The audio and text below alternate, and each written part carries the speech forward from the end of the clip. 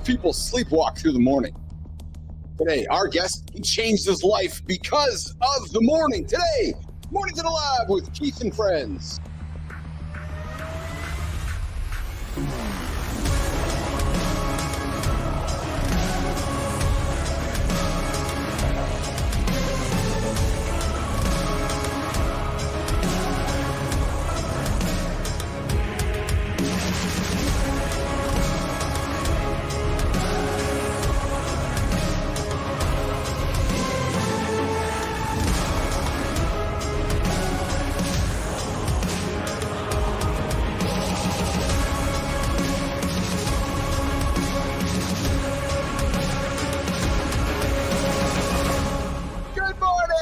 Hey, happy guy! My team won yesterday! Yes! Whoa, there's the hook. Welcome to Mornings in the Lab with Keith and Friends, where comfortable routines expire and exceptional standards take over. Hey, I'm Keith Billis, and I'm your host. I'm here searching. Hey, listen, if you're searching for soft morning conversation and soft morning wisdom and inspiration, posts that make you all warm and fuzzy inside, yeah, let me just save you some time. That's not what we do here. No, go over there. True story. Quick heads up. R-rated show. Yeah, put the headphones in the ears for the kids. We like to warn you all the time because the folks in the lab like to drop words that sometimes aren't appropriate for the children. Hey, listen, today is about something bigger than just another morning routine. Here we talk about mornings. We own the mornings here in the lab. We're here talking about something completely different. Identity transformation and how you can take those first few hours in the morning and change your life, change your day, how it is the foundation for everything else. Here, of course, today I got John Anderson, C. Marty Fit, Rich Ingram. I got Christina Flynn, producer Jimmy on the buttons, keeping us all on track. And today's guest, we got someone who knows exactly what it takes to rebuild yourself from the ground up, Daniel Brennan. Hey, we celebrated Daniel a week, 2 weeks ago in the Creator Spotlight. Daniel's here today joining us. And his story, Nation, it's not just about morning routines. No, it's about discovering how to show up as your complete self. Yes, using every skill, every experience, every perspective you've gained along the way. And Jory Jansen's back for Protein Break. We're taking us deeper into fat. Yeah, we're talking about fat, the F word, not fit, fat. But first, no months in full swing. Hey, we're getting into November here. And starting today, starting yesterday, what are you saying no to? I've been talking about this daily. I've had to say no to achieve exceptional things that start with yes. So what are you saying no to? And hey, listen, we also got the League of Business Athletes running 10 guys, 100 hours, 100 days, one absolute result, a complete life transformation. Now listen, I'm going to invite you to do yourself a favor. Subscribe to this channel, like the channel. Tell your friends about the channel. We got a guy named Jack John Dugan hanging out with our show since day one. Lost 40 pounds because he subscribes and he uses this channel to hold himself accountable. All right, morning check-in. Let's see what the crew's bringing to the table today, Jimmy. Let's see, we got Marty on stage. I'm eager to get going on with Marty from yesterday. We got Richie, we got Marty, we got Johnny, and we got, of course, producer Flynn going on here as well. And everybody's in black. It looks like we got the black team today. I'm wearing black with the painter cap. I'm sorry, Johnny, the beret today. Johnny's got the beret. Marty's got the red headset. Richie's got the black headset. We're all in black. We got the black memo today. How is the team today? I told y'all that I'm happy this morning. I woke up because my team won last night. And of course, I'm referring to the Winnipeg Jets. Yeah, they won yesterday 12-1. So I'm excited that my team won yesterday. I woke up just excited the fact the world's going to be a better place. I was waiting for you, Marty, on that one. What's going on the table? What's going on, Ingram? Good to see you here today, brother. Man, good morning. I missed you guys. Yeah. Hey, so we know that Marty's going through some shuffling changes here with schedule and life, and we know Marty's day one here. Marty's always got a spot in the lab, but as Marty's transitioning, Rich has said, you know what? I'm going to pick up the baton and hang out with you guys a little more. So Rich is hanging out with us today, tomorrow, and Friday. So between Richie and Marty, we got the tables taken care of and shuffling the deck around. So we are expanding the morning crew team. Marty, what's going on, brother? How was your second day with the old people at Gold's Gym in Virginia? I wish I had something exciting to say for you, but I really don't. It's really fucking boring. But I'm thankful. I'm thankful for the opportunity. I'm learning a lot. So listen, here's Marty's answer. Nah, really, yeah. It's really fucking bad. Johnny, how are you today, brother? Good to see you here in the lab this morning. What's shaking down there in Cali, brother? Oh, baby. Back home. Yeah. Yeah, I'll tell you, it's nice. It's so you almost forget how good it feels to sleep in your own bed. I mean, I travel a lot, and sometimes I don't really think about it when I'm on the road, but sometimes you have a bed that is it's just not what you're used to. And I Yes. don't really think about it until I got home. I got home last night. I was like, oh man, this feels good. And then on the road too, our dogs, we try our dogs come with us everywhere. Two big fucking pit bulls. They kept jumping up. They know they can't get on the bed at home, but we let them get on the bed in hotels. Of course you do. In the middle of the night, they jump up and they sleep with me, and I get trapped between these two big dogs. I realized that my sleep quality wasn't as good as I thought when I was on the road. So I slept great last night. I bet. I feel like we got to do a show on traveling and eating and staying fit because Richie travels. We should do that. Let me throw a simple tip on the table. Let me throw a simple tip on the table. I brought a big Tupperware, the big old family size set of bitch filled with burgers, and I brought a bag of Ziploc sacks. And every time I got ready to leave the hotel, I put burger in a bag, filled up my pockets, and I was good. See how simple that shit is? Don't overcomplicate it. If you want it, it's that simple. That's it. So I have a confession, Nation. I have a confession to my team. My lovely bride yesterday, we had a date yesterday, and she took me to an awesome hamburger joint, like just a good old greasy spoon hamburger joint. And Anderson, I was crushing my hamburger, and I was thinking about you crushing a hamburger with a Ziploc bag. I had a nice bun on each side of it. I had some lettuce. And listen, Richie and Marty, I was looking in the mirror after. I'm looking, hey, I ain't lean and jacked like Anderson, but my belly was sure feeling pretty fucking full. Yeah, I was thinking about you, man. I'm like, oh, yeah, Well, here's the thing, too. You got to understand is it's not really when we damn the bun, it's only because the bun is processed foods. That makes sense? Even though you could have a really good bun, homemade bun, it's still made from flour, which is processed foods. The stomach doesn't understand that very well. Yeah. I went for a tattoo, and it's right on my cock, and it says no processed foods. Just because Tina, what is going on? I don't know how you took bun. Give the little nutty dude some credit. He's talking about rooster. Yeah, exactly, Johnny. Because I handle the rooster every day. Nope. Right. So I got to be reminded. I got to be reminded no processed food. So it just keeps me top of mind, John Anderson. Listen, look at the elastic band. Yeah. So I got John's head in the fridge when I see his head on the eggs. I got the elastic band on my wrist to keep me focused. I got the tattoo on my rooster so I can keep the no processed foods. Gentlemen, I have it all fucking sorted out. See you guys tomorrow. See ya. If you were really committed, you'd put a tattoo of John on your rooster. Oh, mercy. I'm not seeing enough commitment here. Lauren's on the bike right now, so she can't hear the conversation right now, Flinner. That's an interesting dynamic I hadn't thought of. Being the recipient of the tattoo. We did talk a couple weeks ago with MC Bork about erectile dysfunction, and I've done my own research over time. There's men that take needles and insert needles into the rooster to enjoy pleasure, and I just can't even imagine what that whole situation feels like. Like I just like Marty, Johnny, Richie. You guys ever thought about that? Like Johnny, you know anybody? That's called a no excuse lifestyle, right there. I'm gonna do the shit that others won't do. That's it. I don't even know if we can go there because I can't even imagine.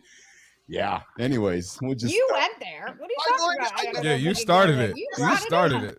Like we were having a regular convo. Okay, well, here's the thing. Here's my segue. Here, and I'll take the glasses off for the segue. Here's what nobody talks to you about with transformation, with the rooster or no rooster. It doesn't start with some magical morning routine. No, there's no mastering of the domain, mastering of the wood. No, none of that at all. No, I'm telling you, it doesn't start with the perfect productivity app. Nope. It doesn't even start with discipline. No, it starts with the moment you realize you're living as half of who you could be. Imagine waking up, Marty, Richie, Johnny, Christina, and going, holy fuck, man, I'm actually only accomplishing half my life right now. I'm not really accomplishing all that I can. And there's people waking up going, geez, I'm going to hit the snooze button right now, or I don't know. And that's the real wake up call when you have those realizations. It's not just your alarm at 5 a.m. It's not just your cold shower. It's not just your meditation timer. Shit. No, it's the moment you look in the mirror and you realize you've been playing small. I know Richie's had those moments. Hey, Richie, you're going, fuck, man, I'm playing small. I can go bigger. Losing pieces of yourself to the monotony of life and someone else's dream, and the morning routine just isn't the goal. It's the vehicle, the system that lets you show up as your complete self. right? But every morning you get to choose. Build the complete version of you or keep living in fragments. Jonny, question for you, brother. When someone's ready to stop playing small, give somebody right now a reason to get up for the first move to hit their day right now. I think when it comes down to it, and that when someone is ready to make a change, they basically just stop making excuses, because a person is not ready to change is going to make an excuse. The person is ready to make a change is going to take action. So what it comes down to is this: if you're really ready to go, it starts with the second you wake up, because you build momentum from the moment that alarm goes off. Just like we said, don't hit the snooze button, get your feet on the floor, go get some easy wins and build that momentum. It's literally, I hate to say it's that easy, but if you start from the moment you wake up, momentum builds and it becomes easier. Marty, Richie, I met with somebody a couple of days ago and they're like, Keith, like, what's the magic, man? What's the magic to success? And I stopped, I stared in the camera. Richie, Marty, I said, it's showing up every day. That's it. I go, yeah, actually, you just set the alarm and you get up and you got to go again. Oh, but isn't there like magic? No, just get up and start moving and go in the right direction. That is the magic. That is the magic. And Richie, Marty, I know, Marty, you get up every single day, and Rich, you do a lot of endurance things. You get yourself asked to bed at 1, 2 o'clock in the morning. Like, what's the magic, Richie Ingram? What's the magic? That's exactly it, man. It's consistency. It's showing up. And I'm going to go back to value. Like, why am I doing this? I'm putting a value on it. Like, I want to see myself crossing the finish. I want to see myself fast. I want to see myself finishing before other people. I want to see myself being happy and successful. I'll put a value on it, and you have to be consistent and show up. Yeah. And Marty, you're working with the old dudes now, man. What's the magic you're telling them? How are you convincing somebody to show up tomorrow and show up tomorrow and show up tomorrow and show up tomorrow? I'm not on the training side there, so I'm not really convincing them that. But I would say the magic is, if you think about what's easier to do, it's easier to get up or is it easier to go to sleep? The fact that you can continue to choose the harder thing, the more difficult thing, that's the magic right there, because most people can't do that. So the fact that you're separating yourself and you're becoming the 1% and you're choosing to do the harder thing, doing the stuff that's not easy, that's the magic right there. There you go. And I got really just great little segue off Marty just said. We always hear it's the boring, it's not sexy doing this shit every day. And that's very true. However, once you actually do it to the point where you've separated yourself from other people, then it becomes real sexy, because now you're doing the shit that most people can't do, and that's sexy. It's true. That's sexy. And for those of you that are waking up this morning, your team didn't win, it's okay. It's okay. Get up, get moving forward. Tomorrow's going to come. The next day is going to come. The next week's going to come. And just remember, we reminded you yesterday, just treat people with humanity and kindness. That's how we do it here in the lab. All right, Jimmy. We got a guest hanging out, waiting for us in the green room. His name's Daniel Brennan. We're going to bring him in here in about a minute. We got the accountability check-in, and then we're going to dig into Daniel. He changed his life because of the morning. The guy totally reinvented himself. Listen, I'm going to tell you guys something. I'm going to invite you right now to stop watching this video if you think that accountability is about checking the boxes. Yep. Because what I'm about to share completely changed how I viewed morning performance. I'm going to tell you right now, it's going to make you feel uncomfortable. Let's talk about that lie that you're telling yourself. I know you are. I know you're telling it. I'm going to start fresh tomorrow. I'll wait till Monday. I'll do it next week. The one where you pretend small choices don't compound. The one where you think playing it safe is playing it hard. Listen, here's the reality check you didn't ask for. Every morning is a restart. It isn't just about what you do. It's about who you're becoming, because it happens every day. Tomorrow, the next day, you're becoming something. So you got a choice. You can become that over there. You can become that over there. You can look backwards or you can look forwards. Look at your habits right now. Your habits are predicting your future, not your plans. Don't look at your goals. Don't look at your vision board. Don't look at your habits. Your actual daily choices predict what your future is going to look like. And are they building a complete version of you, or are they maintaining that safe, fragmented version that's just keeping you stuck in the same spot? Because listen, for the month of November, no month isn't about saying no to things. It's about saying yes. You heard me. Saying yes to your complete potential, to the vision that you showed up for today. The one that's still collecting excuses, or the one you're going to move forward with and engineer real transformation. Listen, the choice is up to you. The next 24 hours are coming anyways. The only question is, are you going to get up and do it again? Will you see them to build your complete self, or are you going to keep just living as a fraction or who you could be? I know we got Good Time. We got Jack Dugan. We got Blaze. We got folks who are getting up every single day and using this show as their accountability partner to build a better version of themselves. All right, listen, if this message is hitting you different, good.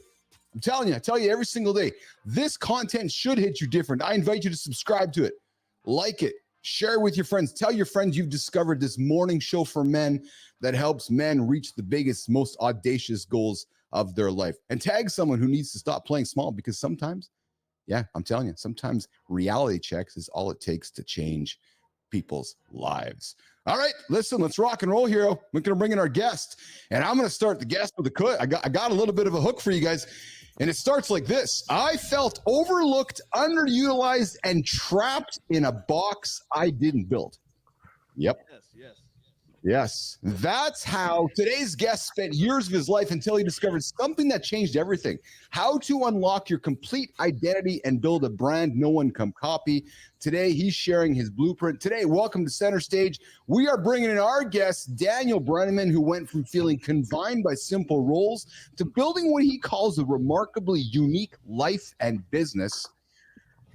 Today, we are welcoming Daniel Brenneman to the lab. Mornings in the lab with Keith and friends. What's shaking, Daniel? What's up, Daniel? Hey, good to have you, man. What's up, Daniel? Good to see you, man. Good to see you. We celebrated you in the Creator Spotlight last week, bringing you here in the show today, bringing the energy and so forth. Tell us a little bit about yourself, Daniel, because we always like to start with this first question. The first question to all of our guests. Where are you located, and how do you start your daily morning routine, Daniel Brenneman? I'm in Charlotte, North Carolina.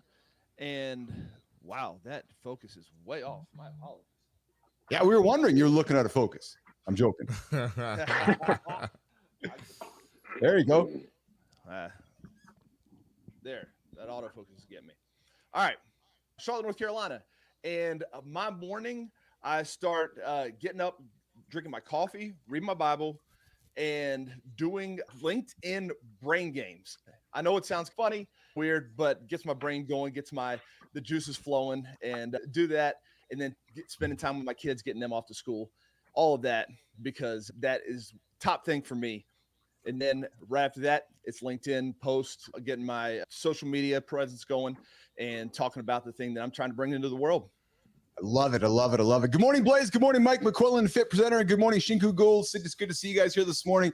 So, Daniel, is that routine every single day? And then did it just happen by accident, or have you had to hone that routine in place for you?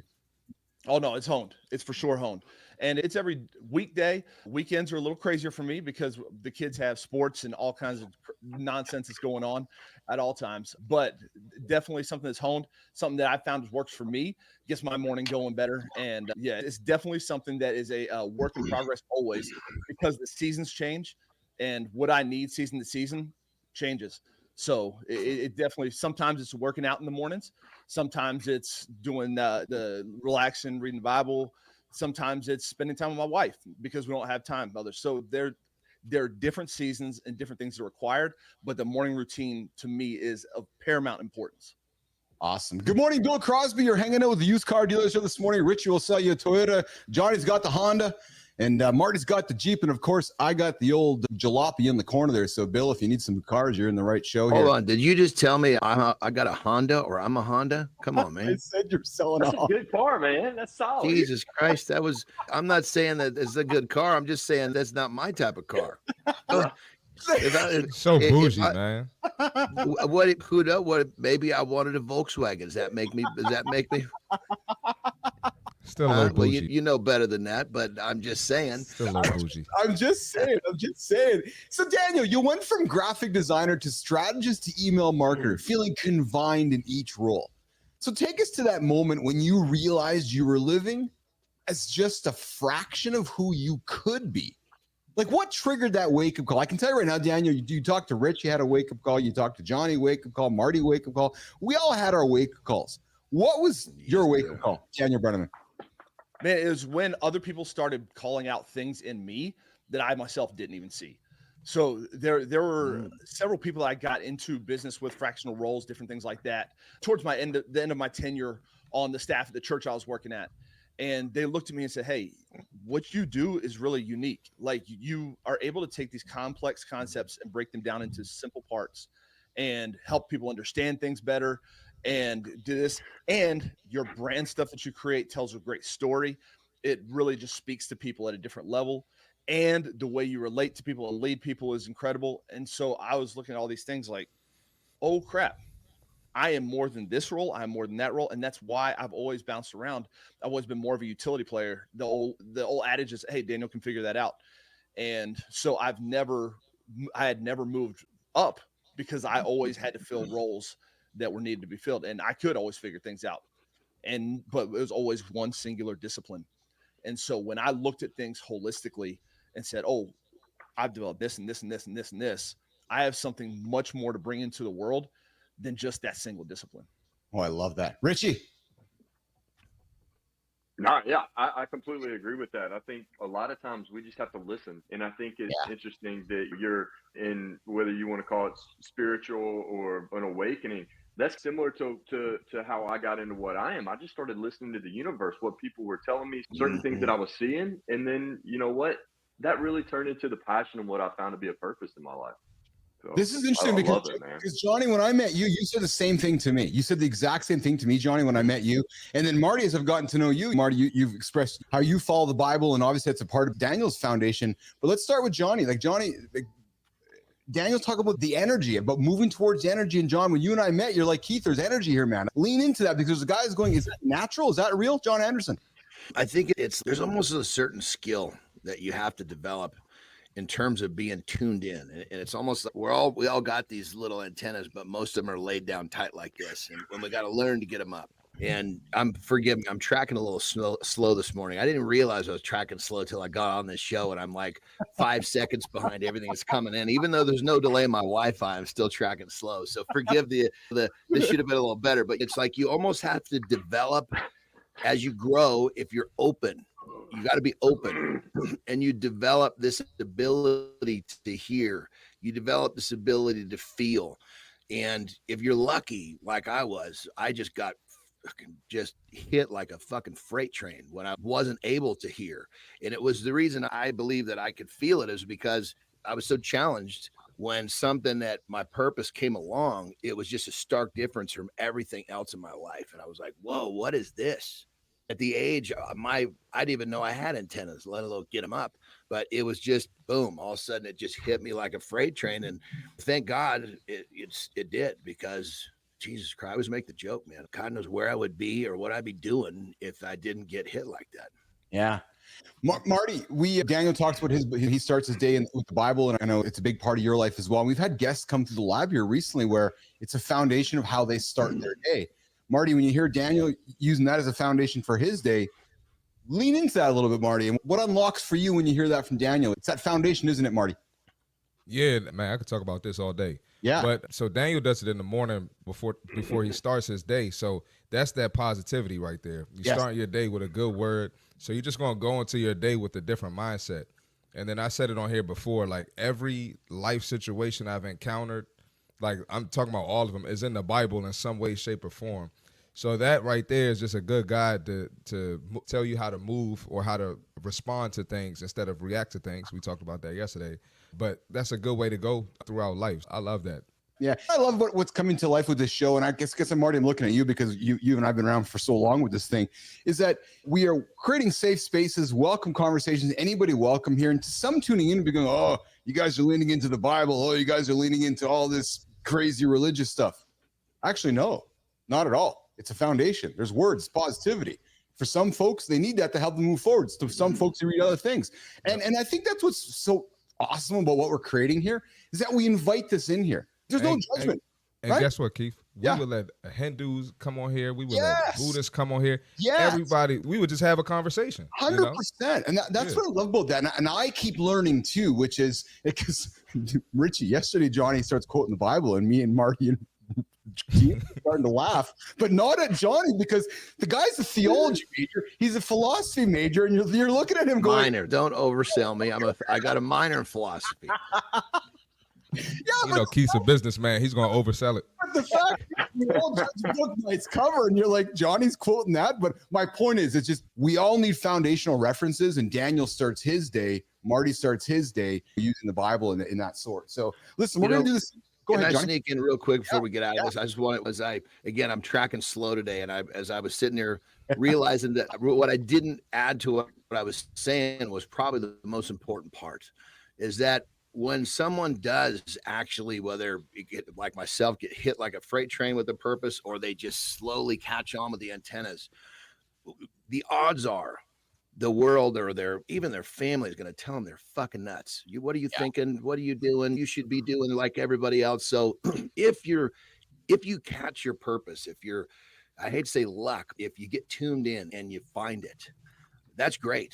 But the hardest part is to actually honor that with everybody around you telling you that you can't. Everybody around you telling you you're fucking stupid. So when you do find it, that's the most important thing. All you got to do is stick to it long enough that people believe that you're going to stick with it and you're out of the woods. It's so true. It's so true. Hey, it's bottom of the hour here. We get to see Marty Fitch coming up here in about a minute and a half. But before we do that, Daniel, question for you, brother. Yeah. Video content, it's central to how you help others unlock their complete identity. Tell us your framework. How do you help someone, use Richie. How do you help someone identify the parts of themselves they've been hiding? What's that process for turning those hidden elements into brand power? Daniel Brenneman. So a couple of things there that I think that it's a two-part question, right? The video is the execution side of it. The elements are the brand side. So if I'm looking at Richie and saying, hey, here, we're going to figure out exactly what that unique brand identity is, I will go back into the story. I think our brand purpose, our personal brands, what makes us unique and remarkable is to be excavated, not fabricated. So it's already there. We have breadcrumbs back on our path, on our trail, our journey that inform that, because most people will look at life as a singular path, a linear journey, and say, I moved past this season, I moved past that season. My belief is that they're more concentric circles, that those circles overlap in all kinds of different areas. And there's one specific pinpoint where they all overlap.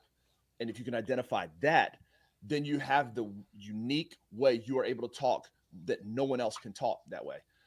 You look at, I would listen to people's stories, and I'll go back to their childhood and say, hey, what's the thing that you did inordinately that everyone else compliments you on that you look and say, that's normal.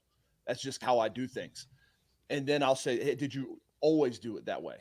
Look back to your childhood. Is that how you naturally did things? Or are you moving away from something that happened in childhood? Those are generally the two different areas. And so you look at that thread that's pulled all the way through, and then you start to combine those different experiences with your skill sets. And now you have a unique position on what you do. You're not just competing at the level of your skill set. You're competing in a one-of-one scenario because no one else has the same skill sets, perspectives, and unique experiences that you do. And so when I get on video, what I do is I have frameworks that I've created that I will set out my audience or what the mission is, what my values are. And I'll look and say, what does that person need to hear? And does it align with what I need to bring into this world? Does it align with the brand promise that I make? And does it align with the mission that I'm trying to bring into this world? Awesome. Hey, you're hanging out with Daniel Brennan, Keith Phillips, John Anderson, C. Marty Finn, and of course, our buddy Rich Ingram here as well, and producer Flynn and producer Jimmy on the buttons. You guys hear the sound effects. Marty's up. Marty's talking to you boys about touching toes. Marty, there's a lot of guys that can't touch their toes, man. They can't. That's the wrong song, but you're right. You're absolutely right. I agree with you, Keith. There you go. Sorry, I hit there we go. Come on, Keith. Fine, brother. It doesn't make a difference what they I'm a day one, and you getting my song wrong. Come on, man. All right. We got a great fitness tip today, a little bit different, like Keith said. So the toe touch test exposes a mobility problem that affects 67% of people, probably more than that. So most trainers get the solution wrong. So in the next 90 seconds, I'm sharing 3 science-backed fixes that work immediately. So the question is, can you touch your toes? And if you can't, this is why it matters. This is a good sign of overall mobility, especially in your hamstrings, hips, lower back. Think about how much we sit down. We're at the desk. We're working at home. and we're sitting in the car, we're sitting at our kids' sports games, we're always sitting. So limited range here, this is going to lead to tightness, poor posture, and possible injuries. So if you want to improve this, we got 3 stretches. You got the standing forward fold. So start with your knees slightly bent, fold at your hips.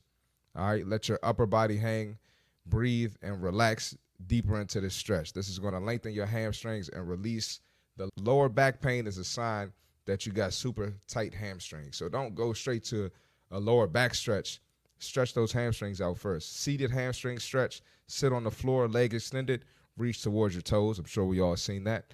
Downward dog, a yoga classic that stretches the hamstrings, your calves, and your shoulders. That's actually a very slept-on stretch. All right, push your hips up, your back, while you're pressing your heels toward the floor for a deep stretch. So keep working on these. Before you know it, touching your toes will feel different. It'll be easier, and it'll be a new warm-up move. So don't sleep on it. That's the fitness tip for today. Marty Fit, 9:30 Eastern time, giving you guys advice to get you rolling through the day. Marty, good one today, man. It's yoga day too, rest and recovery day. So I'm into downward dog, brother. Yes, downward dog. I got lizard, I got frog. I freaking love all those lower body stretches, man. That's super, super happy. And it's we talk about it all the time, right? Daniel, can you touch your toes? True story. Can you touch? Yes. Yeah, I can actually put my palms flat on the ground. Richie, can you touch your toes as well? Impressive. Absolutely. You can, eh? And Johnny, can you? Yeah, absolutely. Here's kind of a funny little. Usually, the guy that can touch his toes, can also see his dick.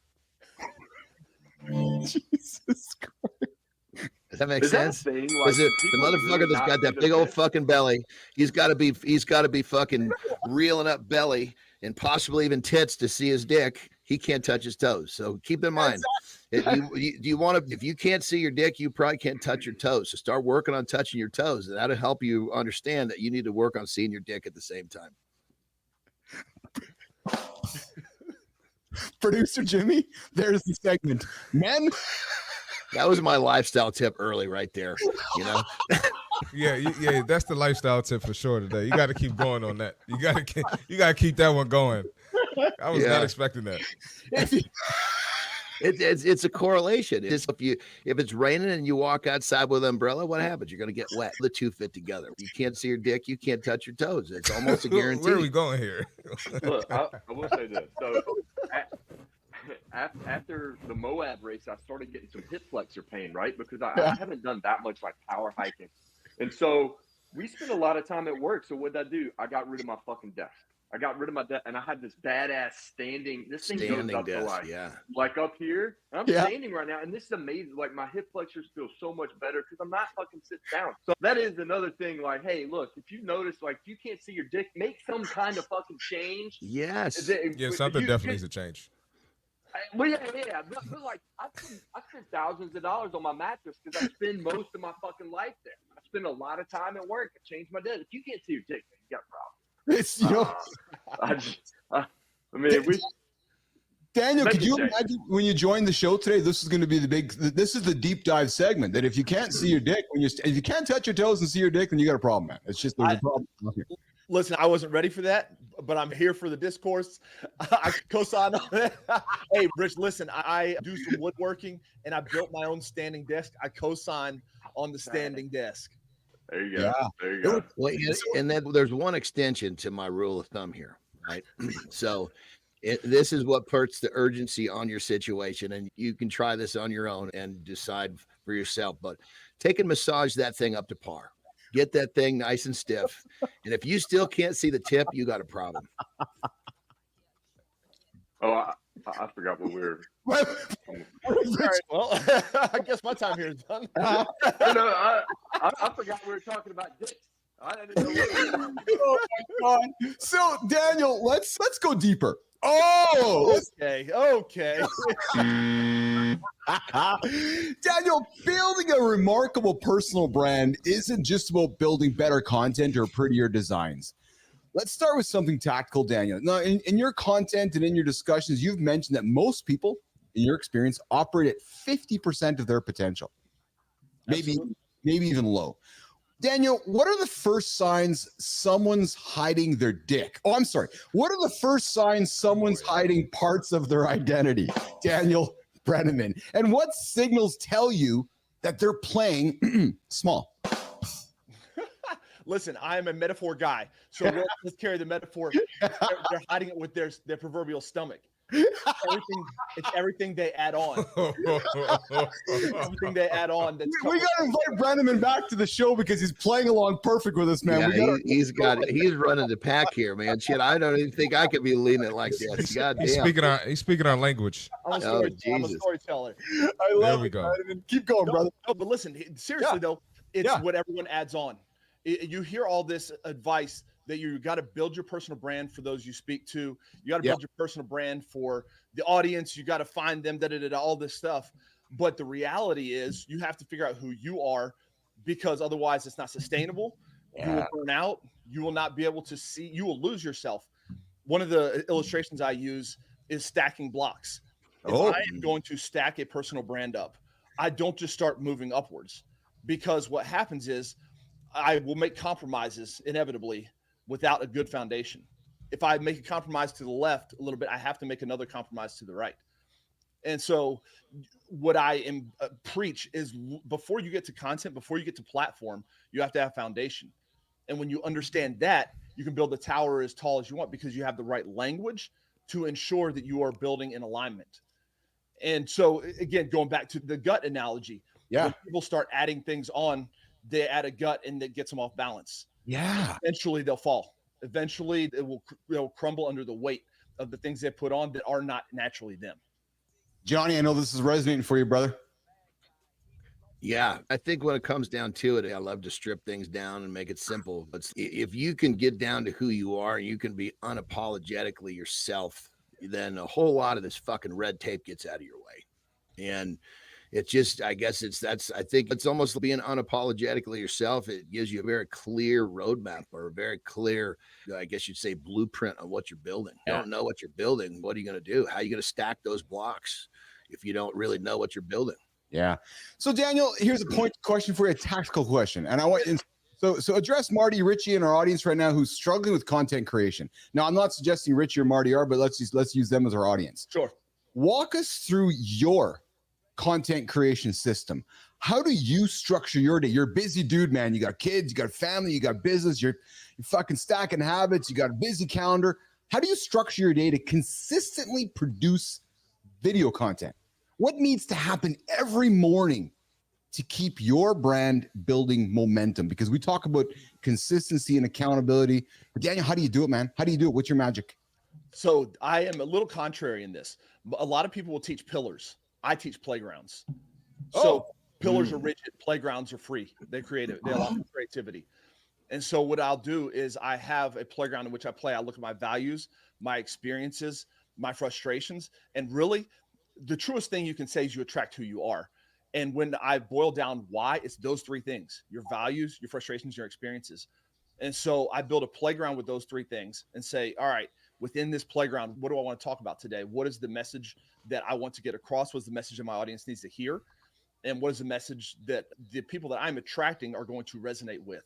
And so there are a lot of people that will plan out content, and I do fresh content every morning, my post on the spot, because I will bank content ideas, just stories and things that happen throughout the day, because I believe that most of our learnings come from our lives. I'll pull something and look in that playground and say, how do I want to build the slide today? How do I want to navigate the monkey bars today? And I will just sit there and create from my heart, create from who I am. And not to say I won't ever create content from a scheduled content or on a content calendar, but having that playground allows me to be more free, more creative, and doesn't stifle what I have to do. And what I'll try to do is I'll try and think loosely and say, I want to tell a couple stories. I want to teach a couple things. And then Friday, I will talk about whatever the hell I want to talk about. I call it Fun Fridays, and I'm going to let you know me, because it's a personal brand for a reason. If you don't get to know me, you get to know my skill set. And I'm not about to do that. So I will structure in that format: 80% my skill sets, what I'm doing business, 20% the personal. But it's very much playground versus pillar, because I am a creative at heart, and that really works for me. and allowing me to do just what's hit me in the moment. There certainly is a not a right answer. Some are all about, I need to create my content on the fly. Some are all about, I'm going to create a month's worth of content and put it into the calendar. But you're a creative spirit, right? I know I work with Marty. Marty's a creative spirit. Jonny, I know you create a bunch of content in advance. I don't know if it's a right or a wrong. It's just, I guess, what was working best for us. Daniel? Yes, absolutely. And I would wager a guess that there is probably playgrounds already built in y'all's systems that you think in terms of playground as well as pillars, if you are subscribing to pillars, because you're consistent, because you're effective. I think the important part is putting language to that. That's where a lot of people go wrong, because if you don't have language, then that's where imposter syndrome creeps in. That's where you worry that the rug's gonna be pulled out from under you, because I can't explain the success I'm having because it's something that is innate to what I do. So you put language to it, you can begin to now understand why, and you can understand exactly how, when, and what happens when that inspiration occurs.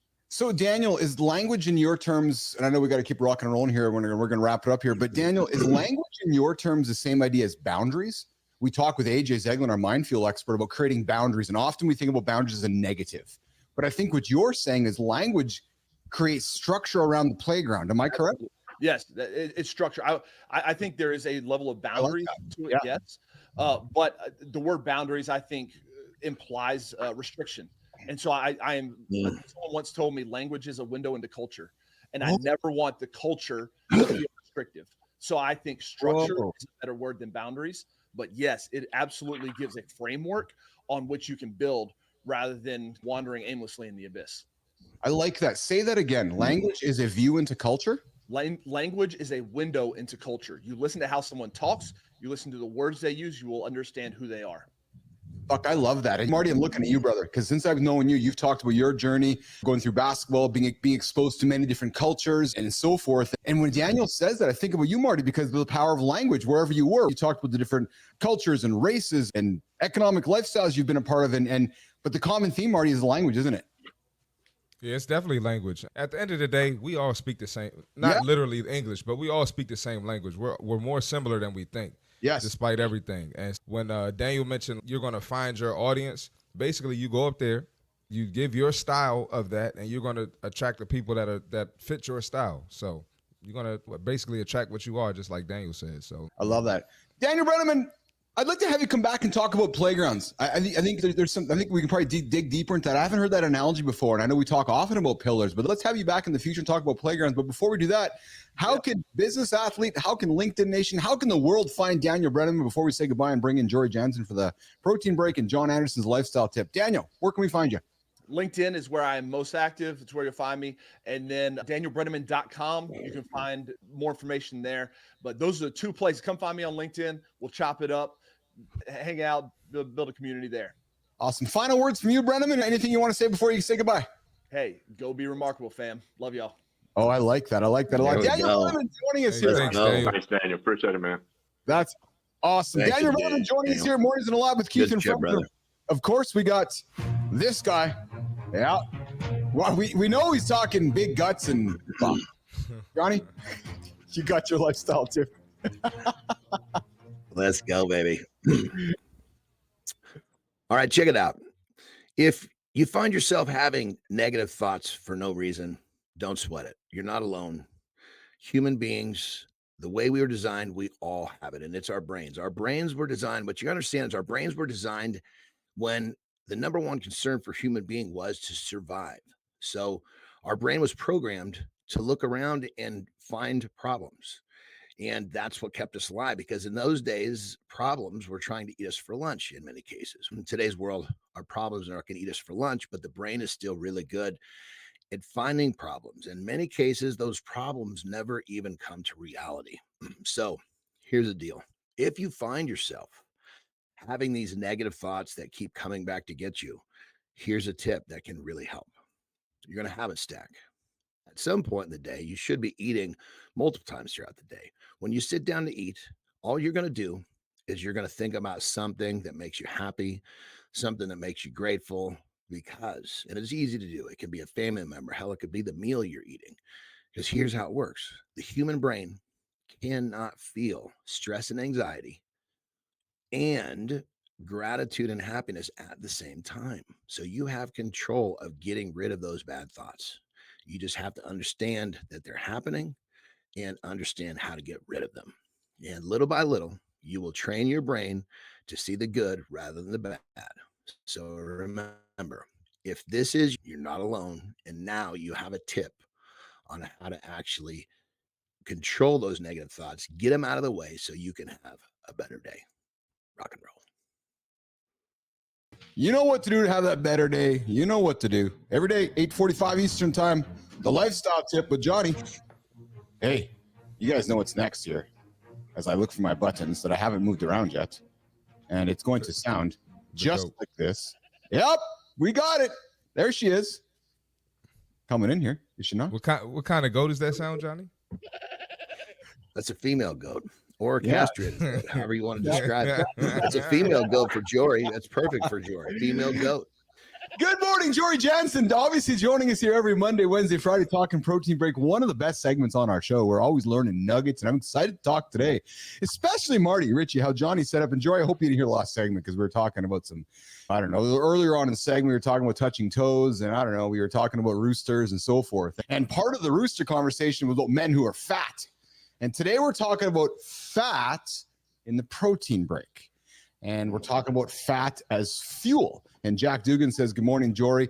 And we started the conversation, Jory, on ketosis on Friday. And I said, hey, let's keep the conversation going on fat. And I know this is almost like a 1980s conversation because but there's a lot of guys and there's a lot of humans that still get confused about fat. And what I love about today is we got an endurance athlete here, Rich Ingram, who runs for fucking miles and miles. You got Johnny Anderson here, who's a bodybuilder, composition expert. You got Marty, who's an athlete. You got myself, who's a business athlete. And we all have different variations and versions of fat. Let's talk about fat today, Jory Jansen. Yeah, let's talk about fat. Where do you want to start? So fat is needed. Fat is a nutrient. It's fuel. It's protection. It helps with metabolism and hormones.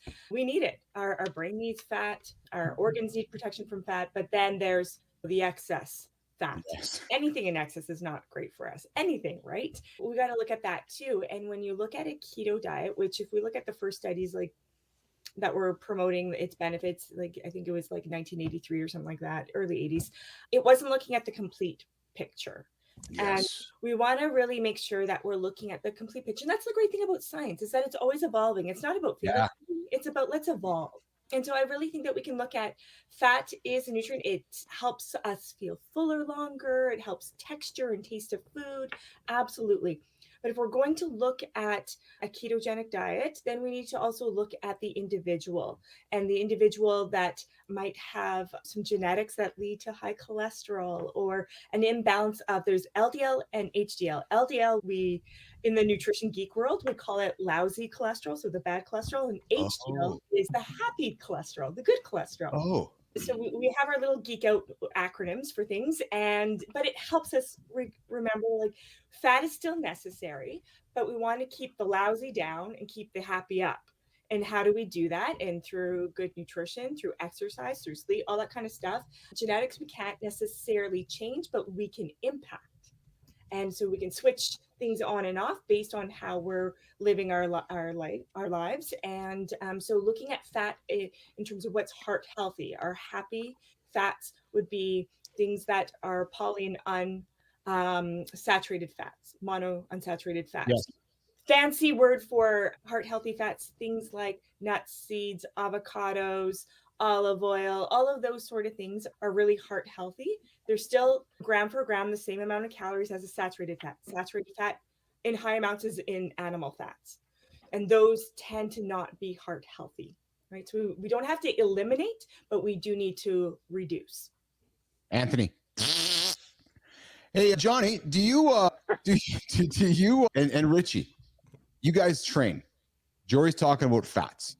And Jonny, you talked about training an elite athlete who swims, and Richie who runs for fucking days on end. Jory, can both these guys just fuel on fat altogether? They can. Depends on the outcome you want. Lena, it's not for Richie. And Jonny has a good example too, where he's been training a swimmer who I think, Jonny, correct me if I'm wrong, you've no carbohydrates, right? You just fueled them completely on fat. Am I correct, Jonny? And this weekend, he actually broke a record he swam. He was towing his wife in a canoe. He swam 6 kilometers in 31.8 degree water. Whoa. Yeah, no, and his super fuel is coconut oil. Oh, no kidding. So let's go there. Because that's part of what when I teach is everybody has their superfoods. Like perfect example, I'll digest an avocado fast and it's boom. Some people, it's rare, but I've had clients that will test what's going to digest the best for them. Sometimes too much coconut oil gives people the shits. Yes. I've found, like, for me, avocado is going to be that's my super fat. Avocado oil, not so much, but I've had clients where it was the other way around. And we test this by, obviously it's a long-term scenario, but we see when they're digesting efficiently, when they get hungry, we rotate fats through. If they're getting hungrier faster with a regular basis, that means their body's having an easier time converting that into fuel. And so there's a lot to it, but it has to be someone that's really committed to find out what their superfoods are. But yeah, this dude in Iceland, granted, he had all sorts of issues that were processed food and carbohydrate based. The doctors hadn't been able to figure it out. He wasn't sleeping. And I got him straightened out. He started sleeping like a baby, and his endurance shot. He's also an MMA fighter. He started swimming for the conditioning part of it. And so as we got him straightened out, he really started to realize he was just a savage with swimming in this cold water. And now he's like all over the news. He's getting ready to be the first person to ever swim the English Channel. Huh, no kidding. Wow. Jordan, when you hear that, what comes to mind with you when you hear this elite athlete just powering with coconut oil and so forth? Yeah, I don't think that we can ever limit to one thing, for sure. Yeah. There's going to be a lot going on. And our body works so hard to be so efficient for us. So when we're going really low in any specific nutrient, and if we think of carbohydrate as the quickest, easiest fuel to use, when we're low in that, the body is able to convert protein into a carbohydrate. It's able to utilize fat in the same way. So we really want to look at what is the body doing to be able to support us in what we're doing, in the outcome that we're having. The body, like I always tell people, no matter what you're doing, the body has always done what it needs to do to support you. And that's what it's doing. It's figuring out, how do I efficiently use what's being given to me, right? It's like me giving my daughter so much money, and she has to be efficient with how she's going to use it. And so she can adapt to, this is what I'm getting on a regular basis. So now I know how to use my funds so I don't run out too soon. And that's what the body is going to do. And it's just the science of how we're made up. And the types of fats, though, you are right. Like, the types of fats do matter. MCT, so the medium chain triglycerides, those types of fats do break down and utilized more efficiently, quickly, but they still take longer, right? It's still a longer source to get to than a carbohydrate source. And you can train your gut, you can train your body to be efficient with how you're going to support it. Richie, is this real quick on that level? One thing I want to add is we were doing this with him. It has to be a consistent feeding of fat, because you have a gap where you're missed. Oh, that gap of energy is coming. It's just not there in a few minutes. It might be there hours and hours later. All of a sudden, you don't just reload real quick with fat. So you have to be diligent about keeping on your schedule, because that shit is loading hours, and depending on what fat you're using, hours and hours behind your consumption. Is that why you say, Jonny, that I know one of the things you teach your clients is always have almonds? Buckets. Yeah, because in your point of view, those almonds are chasing. If fat is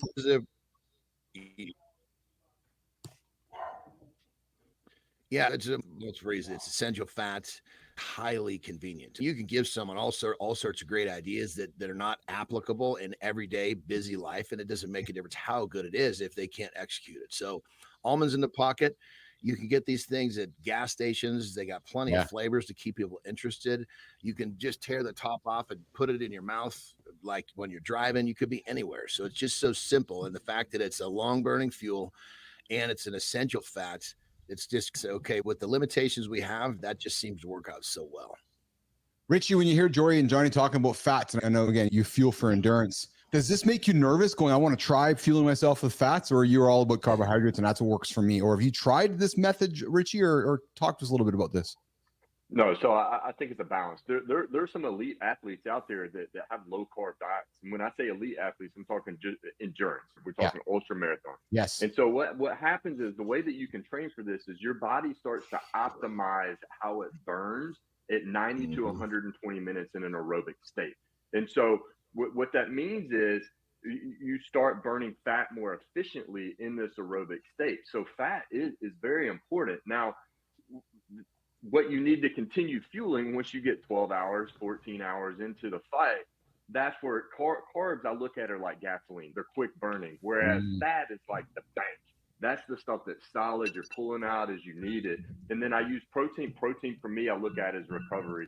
And I know Jory's looking at it as can look at it as a different type, but for me in multi-day events, that's how I look at it. So for me, I do a balance, and I don't try and do a low carb or high fat or anything like that. I balance it out because I have to look at how my body's going to be fueled over a multi-day event or whatever it is. Yeah. And I think what Rich just said that we're all preaching here is that every individual is going to have their formula, and it's going to be really unique to how their body works. And even that formula may even evolve over time. So it's not just one simple answer, one-stop shop. Here's where we want to get the guys to, especially I want to continue this conversation towards Friday, Jory. There's guys waking up, looking in the mirror, maybe not feeling good about themselves, maybe looking at a big belly and so forth. And they're going to the doctor and they're hearing about the LDLs, the HDLs, and they're talking about cholesterol medication and so forth. Maybe, Jory, where we need to go on Friday is talking about how men can actively work towards avoiding the medications, actively work towards managing the fat that they could be eating instead of just going to the doctor. Because I don't know, it just seems, and Jory, correct me if I'm wrong, it just seems like Western medicine's quick to prescribe the cholesterol medicine for fats when there might be other ways. Jory Jansen, am I wrong? No, I think you're right. And that topic is completely different than the fueling for sport. Yes. Completely different, right? Yes. So how Rich is fueling for like ultra endurance, bang on. You have to. If you're going for that hill sprint, you need those quick carbs to get you going. Possibly a combination of carbs and caffeine kick, right? At the right time. Yes. So that type of fueling is completely different than when you're looking at phase or periodization of body composition or changing blood lipid levels. Completely different conversation. Absolutely. So let's keep having it though, because our audience are those guys that want to be like Rich or want to be like Johnny or want to be like Marty and don't want to be like me. And they're going, I want to be an athlete or I want to lose some weight. And I'm here and I'm still confused by the fact. Because it is confusing. I think it's still, I don't know. It still seems confusing in 2024, Jory, every now and then. When you hear science on Monday, you hear science on Friday, you talk to a friend on Saturday, and you're like, okay, what the fuck do I believe now? You know what I mean? It's just, and like you said, it's always changing, right? So let's continue the conversation, Jory. What do you think? I think we can. Absolutely. Awesome. There's so much to talk about. There really is. Yeah. Jory Jansen joining us Monday, Wednesday, Friday with the protein breaks. Always dropping nuggets, guys. And I know Jack Duggan loves the stuff loves the stuff you drop here. Jory, Jack has been joining us for a number of weeks now since we started the show, Jory. Mm-hmm. He's dropped 40 pounds. Nice. He's dropped 40 pounds. He's using I shouldn't say nice. I don't know how it's happened. I always have to clarify first. I don't know how it's happened. So I'm not going to say nice other than if it's done in a way that's supporting his health and wellness. That's awesome. Yeah. Here's how he's shared it with me. He discovered our show, Richie, and he's, you know what? I'm turning 40 in March. I want to be the best version of myself. So he's been using our show as his accountability partner. He's leaning into the motivation that Richie drops, the words that Marty drops, the words that Johnny drops, the nuggets you drop here on the Mondays and Wednesdays and Fridays. He dropped a couple of days ago and he's like, Keith, I'm crushing my goals, man. So I wanted to share that with you because what we are doing is making a difference. Good times going for a walk daily. Shинku's dialing it in. We got people leaning into what we're dropping. So very appreciative of the knowledge you drop every Monday, Wednesday, Friday, Jory Jansen. Awesome. I love Absolutely, Jory. Thank you. Awesome. Jory, have a good one. We'll see you on we'll see you Jory. Friday. See you Friday. All right. Take Thank care. you, Jory. Right, let's walk Jory out of the lab and we're going to bring in this one into the lab. Yeah. We'll see you, Jory. I got a roll too. We do. We got to roll Marty. Hey, guys, we're going to work with Marty here. Marty and I were talking yesterday. So my goal here is to get Marty onto the phone here in the coming days and weeks. And we're going to do out of the lab with Marty. We're going to do observations from the road with Christopher Martin. That'll be fun. Marty, go crush it, brother. I see y'all. See you tomorrow, Marty. Take care. All right, personal brand by Christina Flynn's coming to crush it. Then we're coming back with Morning Loop Reloaded. Got a couple fun topics to talk about. And then Richie, I want to bring you and Jonny into a new segment I want to call On the Trail with Rich Ingram. Let's talk about endurance. Talk about what you and your buddy did last weekend. Jonny, you're gonna fucking crazy what Richie did with his buddy last weekend. Christina, you're up. Get off my stage. Get off my stage. I only have so many minutes. I only have so much time. Okay, listen up. Stop trying to be everywhere. Your brand doesn't need more content. It needs deeper impact. Here's why. I spent years thinking that visibility was the answer. More posts, more platforms, more noise, really. But here's what I discovered. Impact isn't about the volume. It's about the depth. You don't need 7 different platforms, 12 types of content, 24/7 availability to be engaging in the comments and engaging in the DMs. You need to start with one clear message, one clear platform, one consistent practice. Stop diluting your energy trying to be everywhere. Start going deeper where it matters. Because here's the truth. Your audience doesn't need more of you. They need the best you. Choose your platform, master your message, and show up with substance. Yes, it really is that simple. I have entered my no fucks era, and I promise you, if you take today's brand light into account, you will be one step closer to entering yours. You got this. Christina Flynn with the personal brand bite dropping every day here at this time. And that was a fast one, Flynn. I wasn't ready for you to come back so fast. Try to switch it up. That's awesome. John's still in the bathroom. I know. I mean, John will still be in the bathroom anyways. I don't got my buttons ready yet, but I got this one going. There we go. Good morning, everybody. Top of the second hour here. Richie. Yeah, exactly. Has Richie been That's it. Oh! Yes. Oh, yeah. Let's keep going. Keep going. We got Richie in for the morning loop reloaded here, hanging out, doing some dancing here in the lab here. We got some fun comments here. Lauren drops in here and says, my personal bests for my races have been fueled by fat more than carbs, Richie. I find a crash quicker when I carb load with strictly carbs. And then Lauren jumps in with "You're so inspiring." And I've been a part of those journeys, Richie, so I know that she's all about fueling that. Shinku comes in with that's keto, right? Yeah, we got some stuff coming from our conversation before here. And Shinku's high-fat diets are probably best for athletes as fats lube the joints. And of course, Shinku's coming in with some more comments along the way here. Shows. Yes, Shinku, we're blowing the pipes. We're blowing the pipes, having some fun this morning. That was a fun hour, right? Yeah, it was some good stuff going on there. That was a fast hour. It was a super fast hour. And I have a story that I want to pull up with you guys, but it just ain't working at the moment here. So I'm going to see if I can get it up. But yeah, exactly. That's the one. So, hey, listen, did you guys know that? Oh, I got to get this one here. Jonny, what you think? We can pretty much guarantee we don't know when you say that. That's always when you say, did you guys know? That means here we go. This is something that nobody knows, which is always fun. Yeah. Okay. I summarized it. So it ain't opening up, and I'm going to go there. So listen, there is a woman who, hold on a second here, guys. I got to pull it up here because I want to get the story right here. There's a woman in the United States who, this is just great radio right now, and it's just not opening up for me here. Okay. Let's go here. Go ahead, Jonny. I'll take that for a moment to have some more of my organic ground beef, if you don't mind. Yeah. Oh, so is it in the bag or what? What time is it that you're just crushing? It's actually in a Tupperware container. Well, see, I can have two hands. 6 a.m. where you are, and you just crush beef at 6 a.m. I start crushing beef at 3:10. All right, so I found the story that I really wanted to throw on the table today, and I'm super happy that Richie's here to share it with us. And I know Nation's going to be just fucking ready for this one. And Flynn, woo, baby, this is a good one. This is a good one. All right, so I know when I'm reading, looking for content for the mornings, and I find it, just the fucking alarm bells go off in my head.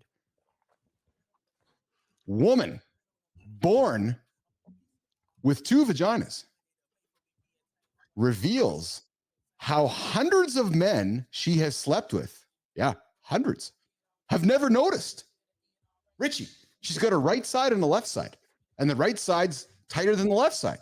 And guys don't know which side, and the guys just like, I've even opened my legs wide open to show the guys. And Christina, I know you're confused, and so was I.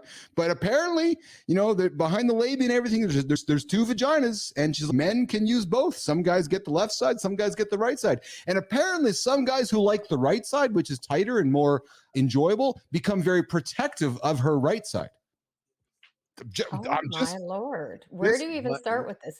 Can we That's clarify? Can we clarify what's one the thing? source of this? That's what I want to know. Oh, don't ever ask the source. It's like Uncle Dan's blog from down in Virginia. No, this is from a legitimate source. Annie Charlotte from the UK was diagnosed with uterus dideliphthitis as a 16-year-old, the rare health condition where she has 2 vaginas, 2 uteruses, and 2 cervixes. That was going to be my question. Does 2 holes lead to the same spot, or is it 2 holes leading to 2 different destinations? Yeah, so she could have 2 babies. So she could get pregnant while pregnant. Yeah. Well, and guys, she's making gazillions of money as a successful OnlyFans creator. I was going to say OnlyFans. Okay. Yeah, and she's claimed that she's had sex with hundreds of men. That's the funny thing, right? It's not 5 or 10 or something. And I'm no judgment. Just the whole point of the story is that she's had sex with hundreds of men, but very few have noticed that she has a double vagina. So we know. And she says Clarify. Why have very few noticed? Because what we have all been referring to as vagina for our entire lives, the outer thing that we all know what it looks like, that's not the vagina. The vagina is the inside part. Yeah. The outside is vulva, which is why you probably wouldn't be able to notice the 2 vaginas. Sex advice from Christina Flynn. Mornings and Alive with Keith. That has anything to do with sex. No. So she says my external, and Christina, she's confirmed what you just said. My external stuff is all the same. I have 1 labia, and then it opens up into 2 separate vaginas internally. And then she says, you have to properly stretch it back to see it. And then she says, I can obviously feel it on myself. And I've asked guys in the past after we've had sex if they can feel it, but normally they don't notice it. In fact, she claims that 99.9% of the men she's had sex with don't even realize it. And then she says that my right one is bigger and more dominant than the left. So when I have sex, most of the time it goes into the right. And guys, she says, Christina, guys get really possessive and weird about it when they hear that the left one's tighter and smaller, and they're desperate to try to get it, even when I tell them that it feels better. Well, I don't know if she should be telling them. So she's saying, she's saying one of her holes feels better than the next, is just to put it bluntly. Is that correct? For her? No, for them. She's for saying them. Based on evidence, decent sample size. Does she have 2 different periods? You'd think, I also wonder, does would she they have 2 be at the same time, or she's just always bleeding? That's a good question. That's a hell of a question. That's a good question. I'm looking here. I'm continuing with you. I didn't see that when I first read the article here, but she does say this, and I'll get there, Richie. Annie did explain that people have come in and hit the wall. And if someone's on top, I do have to angle myself a certain way because otherwise it can be uncomfortable. And health professionals that she's worked with don't seem to know what on earth is going on either. She says that she's been given conflicting advice. When I was 16, a nurse told me I was infertile straight away without any diagnosis from a gynecologist. But a gynecologist recently told her that that she'd always be able to have C-sections, but she'd never be able to give natural birth. She wouldn't be able to carry, probably. There you go. It wouldn't be big enough. But I wonder if she has 2 G-spots. I wonder that as well. Yeah, interesting story. So if they're both fully functioning, you would think so. You would think so. Yeah. So there you go, man. Yeah, if you're if they're both fully functioning, that means they've got all their spots. That means there's the G spot included. But what I go back was the fact that these poor, pathetic dudes are getting possessive over her tight hole. And so goodness gracious, it's goddamn. If that doesn't display the insecurity of some poor bastard, it's come on, man. Yeah. But, okay, listen, you can tell the other guys they can have the other side. This one's for me. Shut this the is fuck mine. Up, man. This one's mine. Have some like fucking. Talk about being possessive over a woman's body. Like this vagina, that one's mine. Everyone else can have the others. Oh man, yeah. Also, what would it be like if double dick dude? We had the guy with 3 penises, didn't we? We did, yeah. This is the show where we got double vaginas, triple penises, all those kind of things. Richie, what were you going to say? My buddy that I grew up with, he has 2 holes in the tip of his penis, and it was like I remember the first time I saw it. We're in the locker room, dude. Let me see, and like everybody's staring at his dick. Yeah, but only one of the holes works. I think the other one, I don't know. Hold on a second here. He's got 2 holes in the top of his penis, but only one works. Now look, that's from peeing. I've only seen him pee. I haven't seen him. I hope so. And Shinko's going IU, and I'm seeing some commentary. I think I'm just, I don't even, that kind of gives me the EBGBs, man. I don't know, man. That's, a little bit uncomfortable. Well, you think of it like this, going back to the original topic, the two vaginas. So dudes in general. So actually, what is his name? Jorden Peterson. He says, look, you got to understand about females that vagina is like a man walking around with $10,000 in his pocket. Everybody wants that 10 grand. So the female doesn't have 10 grand in her pocket. She's got a vagina in her pocket. This one's got 20 grand. It's because dudes are so confused by the vagina. Now there's double confusion with this one poor female. And so it's almost for the average man that falls victim to, and I got to think, Jesus Christ, if that's the way you look at it, man, you got to start getting some ass, because if it's that type of a draw, you got to do better for yourself. But now with this lady that's got two of them, those poor bastards that were enthralled by the 10 grand, now they're enthralled by the 20 grand. You can only imagine what's going on in their brains. I can only imagine what's going on to Christina. Gold is only gold because it's a scarce commodity. As soon as you're throwing it out, it ain't gold anymore, man. Like, I don't want that shit. Or as soon as you figure out how to get the commodity when you want to, it's not. Then it becomes the supply and demand changes, and it's not all of a sudden that 10 grand becomes a convenience store. You got to wait in line. It's not even. You lost me at Jorden Peterson. Jorden Peterson talking about women and what women have with their vagina. I'm done. No, what he was saying, Christina, was that he was trying to basically help people understand that females walking around, that's the type of attention that they're getting, is they're getting this weird attention because people want their vagina, or men want their vagina, much like $10,000. If a man walking around with $10,000 halfway hanging out his pocket, that's going to be like, holy shit, I want. A lot of guys are going to, a lot of people are, I want that money. Conversation. Why was he trying to teach men this? I think he was just trying. I think he was just talking about human nature and helping people understand that a woman actually takes a lot of heat for having a vagina, because males are attracted to it like 10 grand. Yeah, I would rather listen to a woman talk about their experience than Jorden Peterson talk about my experience. Don't kill the messenger. I'm just it. I'm not. I'm just saying. And keep in mind, does Jorden Peterson know about having a vagina and the experience that women face? And this could be a little bit out of context, but the bulk of it is there. Okay, I got you. All love, John. You are hanging out with Keith, Richie, John, and producer Flynn. We're talking vaginas this morning. We're talking the one with two vaginas for the Morning Loop Reloaded. Unpredictable conversation, men, to get your day started. And I don't even know what to leave you with a hook there. Although when you go and hang out with your next female friend and she has two vaginas, look left, and Flynn, I don't think it's likely. I think if you're interested in two vaginas, this woman, what was her name? She has an OnlyFans. Go pay her to look at her vaginas. She'll show you. Advice from Flynn. Mornings in the lab. Work is real work. Give her the platform. Let's go. Friends. Hey, we should get her on the show. If we could get her on the show, great. We'll get her on the show. We'll talk about the two vaginas, and we'll bring the guy in with the 3 penises, and we can have a big conversation. Anyways, all right, let's keep the show going, Jimmy. I want to introduce a new segment here to the show here, and we're literally making it up on the fly. We like to create the airplane as we build it. But Richie's joining us a little more often now with Marty's changing plans. And recently, Richie was on a race this last weekend with a buddy, and down in Texas. And I thought we could do a segment here to tell, because I'm sure Johnny is going to be like, what the fuck is going on with this thing? Because I know when Richie told me, and Flynn, why don't you stick around if you can?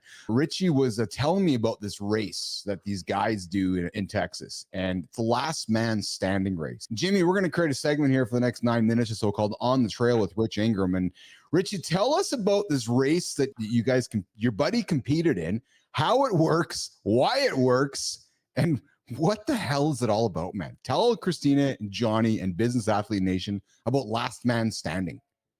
Okay, so when I told you about this, I was politically incorrect. It's Last Runner Standing. Oh, okay. So we gotta put that out there. Yes. So the idea is that you have one. It's called a yard or a loop, but yard is the terminology. That's 4.167 miles. Okay, so 4.167 miles is 1 yard. And all the runners start a lap or a yard every hour on the hour. So this one started at 8 a.m. So all the runners get 1 hour to go run 4.167 miles. Now, so that started at 8 o'clock. Well, at 9 o'clock, they have to be in the start corral to start the second yard. If they're not, they miss it, they're out. Okay. So a lot of people show up because this is a good way. Let's say you're trying to set a distance record. You're trying to get to 50 kilometers, or you want to do a marathon or whatever. You get rest, right? Essentially. So you can do your yard and then you go sit down. And let me tell you, I've never been to Talladega, but I imagine it's like Talladega without the alcohol. People are just set up with their fucking tailgate tents everywhere. You have their lawn chairs and everything. And so it's a really cool event. And what's really cool is every hour, every yard, I videoed all the runners taking off. So seeing the attrition go down every hour is really cool. But you have some people that want to just go out and run a 5K, right? So they'll do one lap and they're done.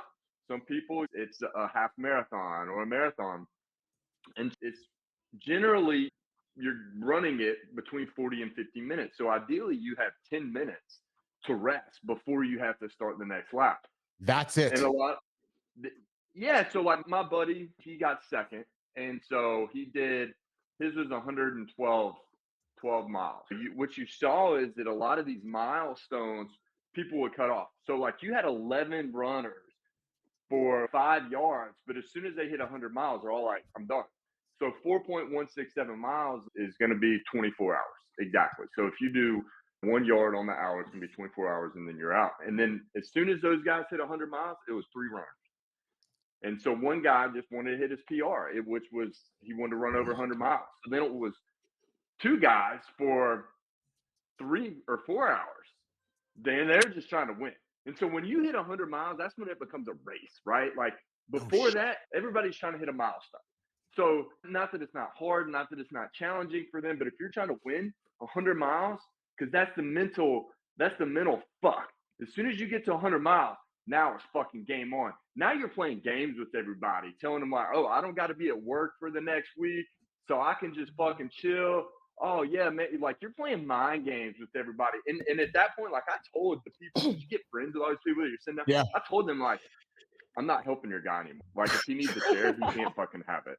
If he's like, oh, Rich, man, could you give me a Coke? Yeah, I'll get you a Coke and then spill it on it. Like I'm not like I was there to help you, but now it's a fucking race. It's game on, and I'm getting my buddy across the finish line. And so just a really cool experience. Everybody's cool. And this kind of environment, like you don't even the people on the crew, like you don't fucking sleep. Like I was trying to, lay down on the ground and take a little snooze. But I mean, yeah, where do you sleep? But you only got, if everybody's doing it in 40 to 50 minutes, that means you're taking these little naps because whoever you're supporting comes back in, you're there for whatever he needs. Correct? Yeah, you don't sleep. As a crew member, the first thing that I would do is as soon as my guy takes off, I'm going back to my little hooch that I set up and I'm getting everything ready. So I have 3 or 4 different bottles just to mix with different, whatever he may need, different foods laid out. So whenever he comes back in, it's, hey, what do you want? How many carbs did you have that lap? If you didn't have that many carbs, or hey, you decided not to take a sodium drink out with you, hey, eat some potato chips, let's get some sodium. Or hey, while you're sitting here, drink this sodium mix so he doesn't. And so it's a balance game, right? Because the body's sending him signals the whole time. That whatever the body signals the body's sending, you're like, okay, we need to get more of this, we need more of that, because you got to keep him balanced. That's crazy shit. That's cool. Johnny, think about this. Something else that Richie told me over the weekend too, which fascinated me. Christina, Johnny, listen to what Richie has to say regarding how you do it. And what I mean by that is that you choose to run really fast, Richie, and then end quicker and get more rest. So run real fast and be done in 40 minutes. So you can sit around for 20 minutes. Okay, so you're putting the strain on your heart, right? Or you go slower, spend more time on your feet, less time to rest. Which one do you choose? And it's fascinating to me because, and Richie, hopefully I'm doing it justice, Richie, but you explained it to me, which is you got to try to find the balance, right? Which is speed as much as on your feet. It's all economy. We're gonna call it economy. So if you're going too fast, then yes, you're stressing different muscles, but you're also stressing your cardiovascular system. If you're taking too long, now you're putting way too much stress on your muscles because you're out there. That time's gonna add up every hour of the hour. So it's a delicate balance of how long you need to be out there. Like my runner, he's a fast runner. Like he can go out on normal runs and push 7-minute miles. So he wasn't doing that out on the course, but normally he was about 40 minutes, between 39 and 42 every time was his yard. So he was one of the first guys every time, but that was just economically what worked. Another guy, the guy that came in first place, his time was 50 minutes. And generally he was, and he was back, but he wasn't as spot on as my guy. He got this motherfucker was just tough. Like he was just willing to go, man. And my guy, so Mel is his name, man, he just had the shits. Every lap, it was shit. Every lap. And so every time I knew that part of my system was I'd have to go get some scoops of Vaseline, one for him to take out with him on the next run, and the other one just in a spoon where he would just scoop his balls. And that was every fucking, because he was just shitting so much. And I've never seen that before. And so normally for him, was he shitting out on the course? Was he shitting out on the course? Himself, I would say he took a scoop of Vaseline with him. What was that was for? That's just doing what you got to do, man. That's whatever it takes, man. You're there for a purpose, and you got to squat and take a dump somewhere. That's just part of the process. Shit. Or are you shitting yourself, Richie? I'm serious. Or are you literally running and shitting yourself? I think that's what he's saying. So here's why you don't want to talk about it, or here's why you don't want to do that. You don't want to shit yourself because now you're gonna get chafed, right?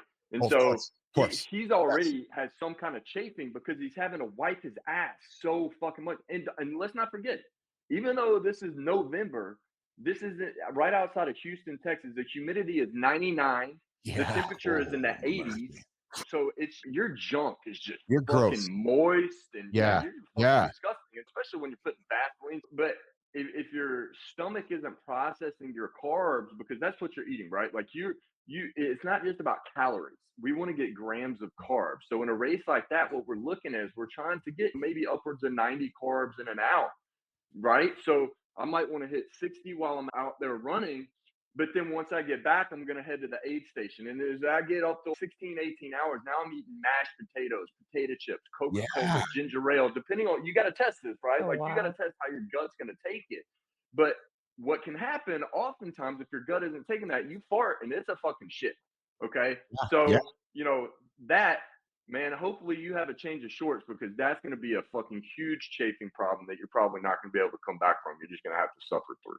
Yeah, this shit fascinates me because what fascinates me, because I'm a David Goggins fan, but as I've gotten to know Jonny, and I believe I've lived this lifestyle, but until I've met Jonny, how he just articulates it, it's that I've done this shit that others won't do. And I know Richie does that and Jonny does that. And that's obviously what this is all about. But Shinku has a great question here, which I think is worth addressing. John, for you, we'd love to hear your take on how to listen to your body. Oh man, it's all about listening to the body. There's kind of two schools of thought. You always got to listen to your body, but there's a certain point where you're not listening to anything. When I dinged my back up, part of the reason why I dinged it up is because the goal was to stand up with the weight. And you go into, when you're lifting something really heavy, you're not thinking about anything other than getting up. So did I feel something on the way up? Yeah, I felt something on the way up, but I had no idea that I'd ruptured 2 discs because I wasn't listening. I was choosing not to listen. I felt pop, but that's all I felt. But then like in training, you got to listen, because if you don't listen to your body in training, you don't want to hurt yourself in training. Like Rich, we were going up, it was a couple of weeks ago. We're like, look, training is, you hurt yourself in training, you're an idiot. You're going to hurt yourself. You're going to do it on that championship setting. That's where you put it all on the line. What does that mean though, Jonny? What does listening mean? Break it down. What are you trying to pay attention to? Well, let's put it into more of a term that everybody can chew on here. Like let's use the stomach. The stomach gives us more signals. It's the number 2 organ. The only brain that supersedes is the brain, and that's our supercomputer. So the stomach gives us all sorts of information, but we've never been taught to listen to it. Perfect example. let's just say we all decide to go for a walk in the woods. We're going to hear some shit, the birds chirping. Then let's say we go for the next day, we go for a walk in the woods and we say, hey, let's listen to the woods. Now you start hearing shit that you didn't hear the first time through because you weren't intentionally listening to the woods. When you start intentionally listening to the body speaking a very subtle language, a lot of times it's just this little whisper. Yeah. And if you can start catching on to these little signals, you start, now it's a whole different level of communication. So when you are in tune with your body, like going to lifting weights, I've been lifting weights so long, I can literally have a conversation, so to speak, with my biceps. I can make my biceps literally contract based upon the language that I have with my bicep or my glutes or my quads, whatever it is. But it's a language that's learned over time. And so when you say listen to the body, is constantly talking to us through pain, through the stomach. It's just we've never been taught to listen, nor has it been made. When something's really important to you, you're gonna invest more into it. As an athlete, I would say if you took any high athlete and you strip it all the way down, they're all gonna have some version of this saying: you got to know your body. I love this. Richie, I got to think you subscribe to the same thoughts, right? Because you do a lot of endurance athletics, and share your experience about listening to your body before we wrap this segment up. Yeah, so 100%. I think what you have to know the difference is when we're training, what's the difference in injurious pain and training pain? When you're in a hard effort, it's supposed to hurt, right? Yeah, but yes. You have to be able to tell the difference of, hey, if I keep going like this is going to be an injury. And so that's how I take it, listening to my body. Look, if I'm waking up and I'm a little groggy, I have to start looking at what did I eat yesterday? What did I drink yesterday? Maybe I need to drink a little bit more water because dehydration is one of the hugest things. Signals of the body right there. That's it. But when it's a show and this is an A race, okay, I'm listening to my body, but at the same time, I had a plan. I had a race plan. And once I get to a certain level, I'm just following that plan because I know these are the things that I need to succeed. So when it's painful, it doesn't matter what it is. I'm going to follow the plan and I'm going to push through the pain. Here's another way to put it to real simply. And for the people that don't understand injurious, think like this. In training, you accept a pain that doesn't leave a mark, so to speak. In that championship setting, you're going to endure pain that's going to leave sometimes even a permanent mark. This is so crazy. Right. And so is the signal in that case then the morning grogginess, Rich? That would be a little signal everywhere, but yeah, I know what it feels like when I wake up in the morning if I'm dehydrated. And I already know, hey, I need to start drinking fucking water. This is just how it feels. And it's just like what John said. We've been doing this for so long, like you just know what the niggles are, right? That could potentially be injurious. So I'm just going to make certain changes to my training as to not exacerbate that, so I'm not sidelined. Because at the end of the day, the A race, the stage race, like that's my goal. Not getting this extra rep in at the gym. It's all about the A race. Yeah. How am I going to perform there? I think that's the hard part. And Keith, I think I want to add this to a conversation for another day, because I think immediately my head goes to, y'all know what dehydration feels like. I don't think the majority of people do. I don't think the majority of people, and I know John has said this before, they don't know what feeling good feels like. Yes. So they just go through the day and maybe the entire segment on this of like, how do you know? What does that feel like? How do you get into that? Yeah. What I thoroughly love. You have no idea. Most people have no idea how bad they feel until they finally feel good. Yeah. This is what I'm thoroughly enjoying as we continue to put this show together, is that there's theory, there's science, and then there's experience. There's not many people on the planet that have the experience John Anderson has. It's one thing to be lifting weights for 40 years, but imagine, like Richie, imagine all the reps the guy has put in on the bench press, like just or the squats. Like that's the fucking talk to his biceps, right? And then you look at Richie, like the experience he has had. Like there's like the power in those experiences. Yes, we can bring Jory on and talk science, and we all want to hear that. And yes, we want to hear theory. But man, do I ever love to hear real life experiences, because when Johnny's, you guys have no fucking clue what dehydration feels like, or Richie says the same thing about injurious or it's supposed to fucking hurt. Like most of us, we just don't know that. Right. Well, and check this out. The science in many cases is discovered by studying a subject that discovered something in the trench. Like when I discovered high levels of protein, I was just crushing high levels of protein. And all of the science, I believe at that point was like, oh yeah, it's that excess protein can't be converted. I was fucking converting it. So I don't give a shit what the science says. I was crushing my goals at a speed that nobody understood. Do you think I give a shit what science says? No, because I had found something that was taking me where I wanted to go at a rapid rate. So we got to remember, in many cases, science kind of backs up what's discovered in the trench. Richie. And I also think theory, science, whichever, it's a good starting point, right? Yes, like that's for those of us that don't have the hours that John has, and we're looking for something in like, that's a good starting point to figure out, okay, now, because what else are you going to do? Like so start there, and then you can deviate as you start to feel and get in connection with and your there's body. the signals we're talking about. But you start to feel what works best for you. Boom, there's another signal. Holy shit, I guess science says to go straight, but I'm doing better if I veer to the left. I'm going to keep veering to the left. That's a signal right there, Christina. Does that make sense? So your body leads the way. But again, though, Christina, what I like about this, though, is because you often talk about folks. So you talk about, Christina, in the personal branding world, like when we're talking in the business side of things, folks have all this knowledge, all this experience that they don't know how to unlock or monetize. And you look at a guy like Anderson or Richie, right? Like, fuck, Anderson has lifted more weights than most guys will ever lift in their entire life. There's value in that experience or those moments. It's the perfect example. Because this is like tangible, tactile stuff that we're used to people talking about.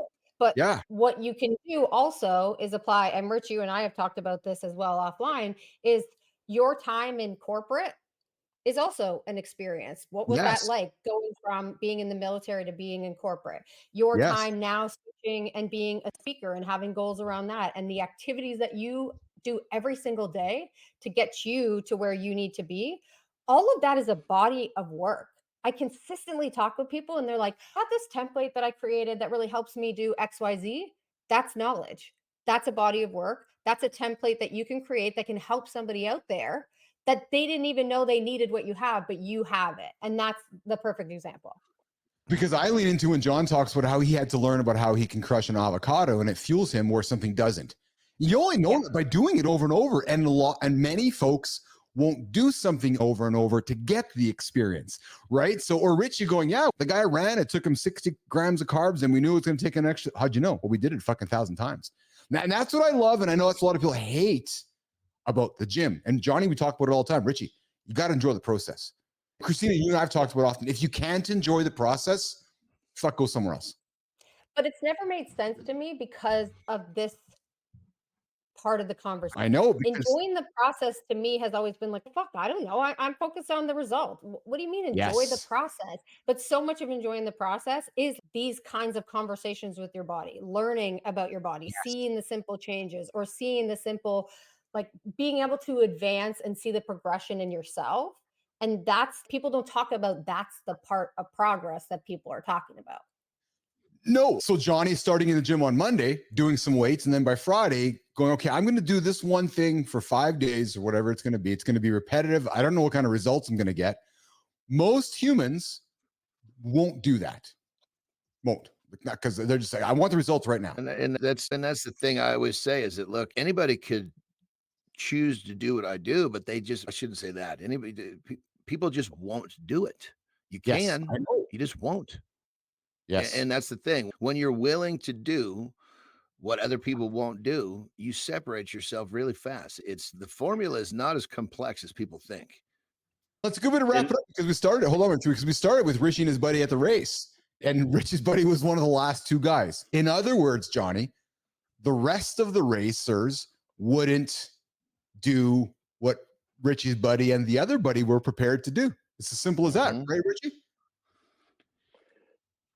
I think in the training, there is a level like the training is what allows you to display that shit. So you got to be, it's not willing to do on a certain day. Anybody can do something on a day. I shouldn't say can't do that, but what makes a person, it's willing to do what other people won't do with consistency. That Right. separates you. And that's the reason why you might take a top salesperson, and that top salesperson might start a 1099 training program to tell everybody, here's exactly what I do.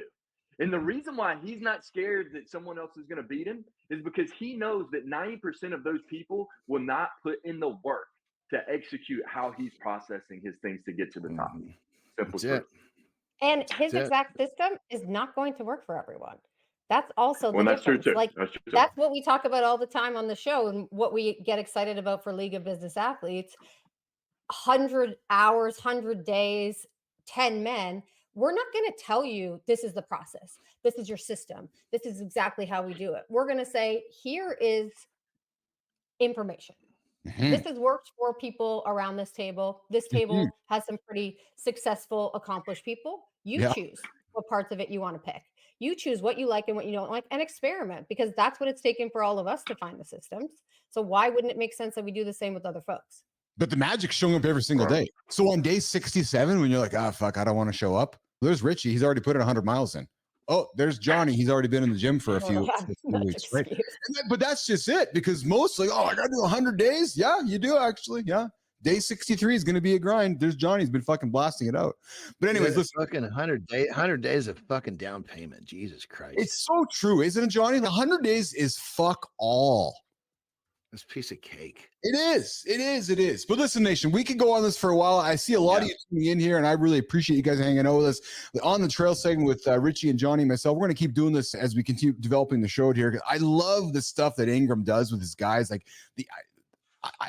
endurance is about the mind, guys. And if you can sort that shit out, you're going to accomplish some pretty extravagant things. But hey, listen, I know Johnny's got to rock and roll. Richie, you want to stick around for the community corner critter spotlight? I got to rock and roll jump. Okay, awesome. So Richie's going to jump. Johnny's going to jump quickly. Less than a second. Less than 30 seconds. Richie, what stood out for you today, brother? From Brenneman's section, I got this laminated. I know you do. I know you do. But Brenneman's statement, and he says, start with who you are, the foundation, and then build the content. You got to know who you are before you start moving forward. I love that. I love that. Richie, have a great day, brother. We'll talk to you later, okay? Right. Take care, buddy. Thanks, guys. Johnny, what stood out for you today, brother? I like this new segment. I think we're going to really uncover some cool shit with it. Good. Awesome. Brother, I know you were tracking a few seconds behind your brain today. You go get it today, okay, brother? Yeah, I'm holding it together, but that's just, it doesn't have to be perfect to be a good one. I'm on the way. I get you, man. I get you. Let's go. All right, take care, Johnny. All right, Jimmy, I see you there, man. So, Christina, I see that. So, the funny comment from Jimmy here. Producer Jimmy's hanging. So, those of you who don't know, producer Jimmy hangs out with us from the Philippines. He's a foundational member of the lab here, and I get a message from Jimmy. He's like, heads up, sudden strong thunderstorms here at my place at the moment. I can't watch the news because I'm busy watching nursery rhymes, Christina. And you and I started the show talking about Bluey. So, gentlemen, dads out there, hey, maybe a little bit of Bluey in the future for Jim. Bluey is an unlock. I could go into I know, man. Bluey. We're going to do a whole show on Bluey one day, I'm building a full content library of life lessons from Bluey, because that shit is genius. It is genius. Speaking of genius, how about a segue, Flynn? That was pretty good, actually. That's one of your better ones. Speaking of genius, today we're featuring somebody in the community corner. And Jack Dugan's like, my son loves Bluey and bingo. Yes, Jack, John, why should yours be any different?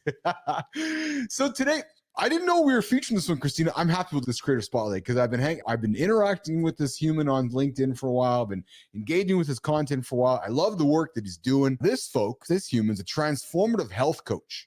Am I looking at the right camera, Jimmy? I am. Yes. A transformative health coach. This creator helps business leaders and executives build six-figure health, empowering them to prioritize wellness while thriving in their careers. And I can tell you, Christina, this guy just shows up all the time too. He's always showing up, just putting out content, challenging his clients and challenging potential clients to show up. It's a lot of fun. He's a leader in sustainable performance with a proven track record.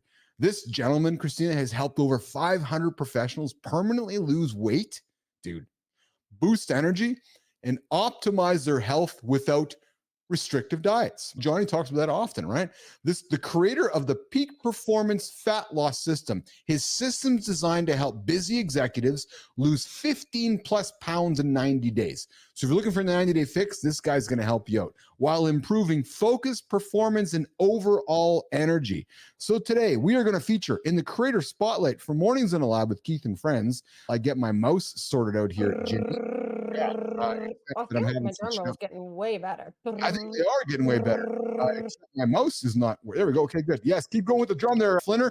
Today's Creator Spotlight Mornings in a Lab with Keith and Friends is. Did it come up? Not yet. Gotta click on it. Jorden Pagel. Hey. Surprise, brother. I know we've been interacting on LinkedIn for over a year or so ago, but hey, listen, Jorden Pagel is the last health coach. The last health is my accent there. The last health coach you'll ever need. He helps business leaders and executives build six-figure health. He's inviting you to subscribe to his newsletter for monthly workout resources and strategies. And listen, if you're looking to hang out with Jorden, you go DM me ready if you want to lose 15 pounds in the next 90 days. And Alex, yes, thank you, brother. That was Alex. Alex. Why don't you join the show from England and give us a drum roll there, brother? But Christina, why are we celebrating Jorden Pagel? I love you guys' content. What are we celebrating Jorden for? So Jorden, I think, is doing something that we're going to be seeing a lot more of. And I know that this is something that Rich is really passionate about as well. Traditionally in the executive world, traditionally in the corporate world, when we talked about leveling up, when we've talked about becoming your best self, we stick to the mind and we stick to the mindset things, that side of wellness. What Jorden and a lot of other folks are doing are saying, hey, you can do all that stuff with your mind, but if you're not physically fit, let's just call it what it is. If you're sitting on your ass all day long, if you're not in good shape, if you're carrying around extra weight, none of that leveling up, none of those workshops that you're doing inside corporate America are going to work. So you got to get yourself right from a physical perspective as well. And I think we're going to be seeing a lot more trend towards that kind of idea of it's not just mental, it's also physical in the executive workplace to be able to do this. And there's a reason why big time executives, in order to get their insurance with their big contracts, they have to go through physical health examinations because they need to see where they're at, and they can look at where they're at in their journey, and they can look at these numbers of data points and say, yeah, you know what, your insurance, we can't take you on right now because your health is really shit. And I can't offer you this really big role because you're too much of a risk for the company. People like Jorden are saying, you can fix that. And I'm going to be able to support you. I'm going to be able to get you. Fine, you're making seven figures. What does six-figure health look like? I love that kind of mentality. I love that like little tagline from him. And like you said, he's showing up every day to do the work. And we just have a lot of respect for that. Jorden does show up every single day. He's a vulnerable soul, Christina. I've seen a lot of great content from the positive to the vulnerable to the very human side. So nation, I would invite you to check out Jorden Pagel over on LinkedIn. Follow him, like his content, interact with him. And hey, if you don't have 100 days to hang out with myself and Christina and Adam and AJ and Rich and Jory to change your life, hey, Jorden might be able to do it in 90. Yeah, true story. 90-day program. Lose 15 pounds with Jorden Pagel. He is today's creator spotlight for Mornings in a Lab with Keith and Friends. And Jorden, listen, I told you before, but I'd love to have you on the show. I knocked on Jordan's door a couple months back. So I want you to hang out on the show. So Jorden, we're giving you another reason. The invite, the door's wide open. Come hang out with us on the show. Come hang out with myself, John, Marty, Christina, Rich, Mornings in a Lab with Keith and Friends. And maybe you have somebody, Jorden, you want to put on the table and celebrate for the creator spotlight. All right, Flynn, listen, traditionally we work towards our business and branding segment, but we've had such a full show that I'm thinking that we're going to work towards wrapping it up here, and we'll continue our chat tomorrow. What was the highlight for you today on the show? It went fast today. It went really fucking fast today. And I'll be honest, I was worried because as we took away my son's soother over the weekend, and the man, my daughter took 3 days and she was over it. This dude, he's getting progressively more pissed as the days go on. And he's up at least right now, like 90 minutes at 3 a.m. Oh. He's pissed and oh man, he's resilient. He does not stop. He just moans and moans. We've had to move my daughter out of his room as well. It's really impacting us. The point being, I was worried about today's show because I was up with him for 90 minutes last night. and it went by really fast. And it was really good fucking content. Can I be honest too? So I was up just watching the world last night. So I was up late last night too. So I got up this morning and I was joking a bit before the show thinking, hey, it might be the robe show today. Cause I was like, I was going to throw the fucking robe on and come hang out in front of the camera. But of course I pulled it all together and I don't want to say nervous. Kind of, I love doing this. We could pull it off regardless. But I too was coming in with, okay, I'm a little tired today. I don't know what the mood's going to be like. Although I figured there's going to be some energy coming in because I figured people would be waking up being on YouTube because of the world events. But big audience, great interaction, great conversation. Daniel Brennan is dropping nuggets. Jory Jansen's dropping nuggets on fat. Rich is telling us about the dude he ran with. And then I love that shit when Rich gets into it. Like, I don't know where else you can get that content. I'm sure there's places. I just don't know about it. But that's my point about Richie and John about experience, right? Again, there's one thing about science, one thing about theory, but where are you going to sit and talk to a guy who's had his arm blown off in Iraq? Now he runs fucking hundreds of miles like he's like nobody's breakfast. Or you hang out with a guy named John. His buddy a spoonful of Vaseline for his balls. Like right? Once on the hour. And then you got a guy who's wrestled in North Korea.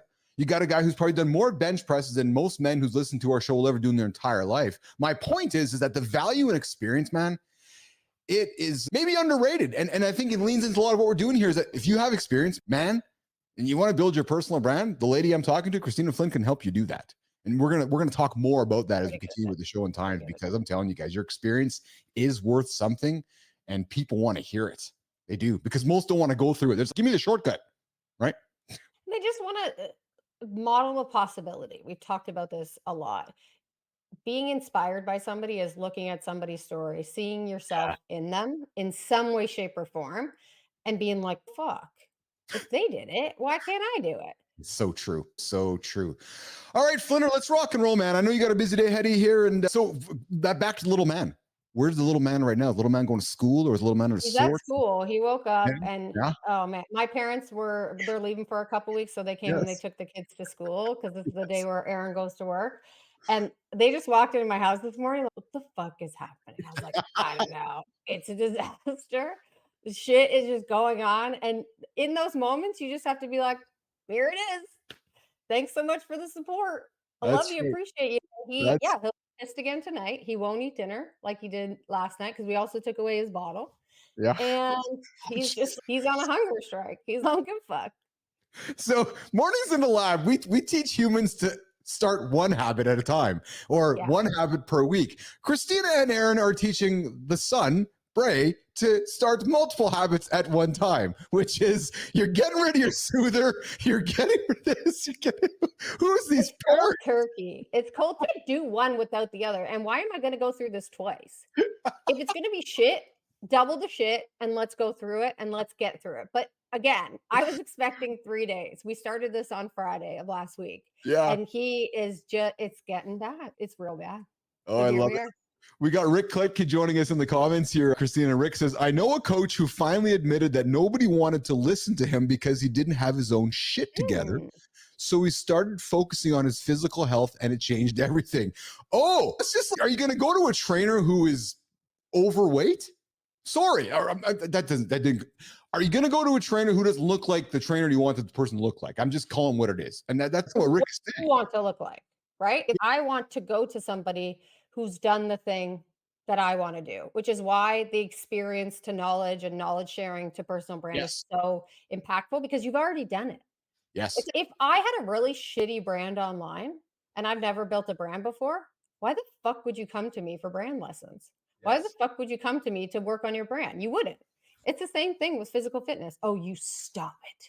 So this one is out of sorts here today. So so Charlie is here on the show here. Charlie decided to join Charles, good to have you today. She is up and at him, and for no reason. We're wondering why she's wandering around today. I think she's recognized that there was an election last night because was up early this morning. She's all over the place. I've taken her outside, and she's like, no, I just want to hang out. So it's just a weird thing. She never comes down here. So yeah, anyway. Mine sits on my feet. There you go. Yeah. She can't just be beside. She has to sit directly on me. It's the bulldog way. Just so you know, I'm here. All right, so Keith and Christina, we're going to get out of here. We're going to get on with our day today, and I just want to remind you guys, if you just tuned into the show, I see a lot of you guys here right now. I invite you, subscribe to the channel, like the channel, share it with your friends. This is a morning show for ambitious human beings. we typically target men. We're a morning show for men to help you guys achieve your most audacious goals. We help you guys start your day. We help you guys end your day. We help you guys with a dose of accountability and help you guys, like I said, achieve those big, audacious goals. I want to thank Rick. I want to thank Jack. I want to thank Lauren. I want to thank Good Time, Shinku. Who else joined us here today in the lab? Christina, I know you were in the comments here today. We had a bunch of you guys joining us here in the lab, and I appreciate all of you guys. I know Christina does as well. So on behalf of Marty, Johnny, Richie, Flynn, what do you got to say before we say goodbye? Anything to say goodbye? It's great, Alex. I don't know, a gopher doing a beatbox. I don't know. That's almost like too much of a reward to give me. I can't even give myself that.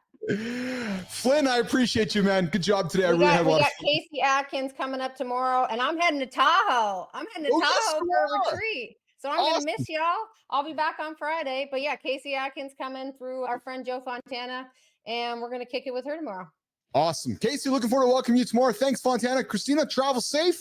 Marty, have fun tomorrow with the old folks. No, today, have fun with the old folks there, Marty. Richie, go get it. Johnny, go get it. And Lauren, I love you, baby. We'll see you guys later. Lauren, love you, baby. See you guys. Ciao. Thanks, Jimmy.